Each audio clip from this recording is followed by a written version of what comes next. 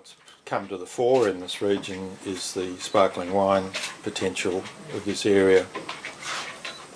It's probably sort of sifted through time as come out as one of the leading products of this region, and our most recent understanding is that the matching of the wine style to the regional climate is now fairly precise.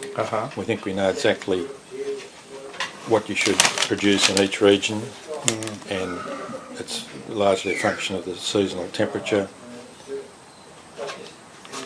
And in this area we're cool enough, particularly up on these slopes, we're as cool as Champagne, and it's logical therefore that we're producing sparkling wine as our major output. I started to form the view that probably the best wine that we made in this region were the sparklings, followed closely by some of the table wines, but when I saw this site back in 2007, I quickly did the sums to show that it was indeed sparkling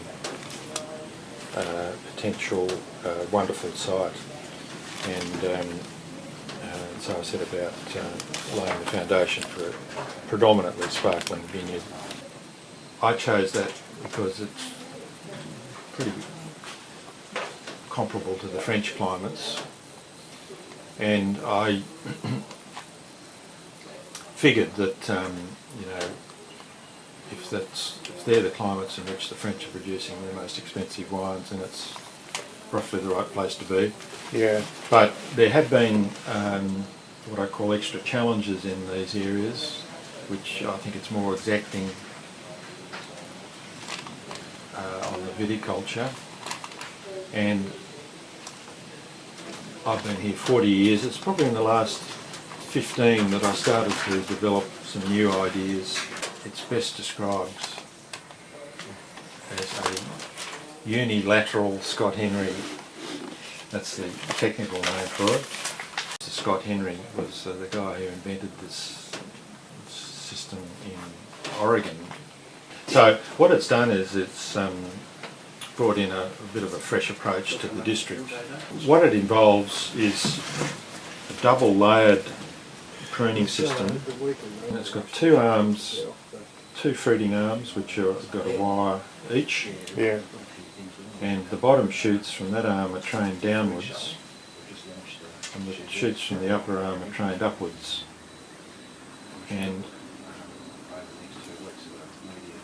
what that creates is a curtain of foliage which goes all the way from the ground up to the top of the vines. Yes. And it looks, I mean, you've got to know what vineyards look like, but it does look a bit different to the normal vineyards. Yeah. What it does is it allows a lot of sunlight in the vine in the early growing season. There is a ventilation window between those two arms, and that seems to be the secret of success of the prevention of disease. What's amazed me after 40 years is how much detail is in the fine tuning of vineyards.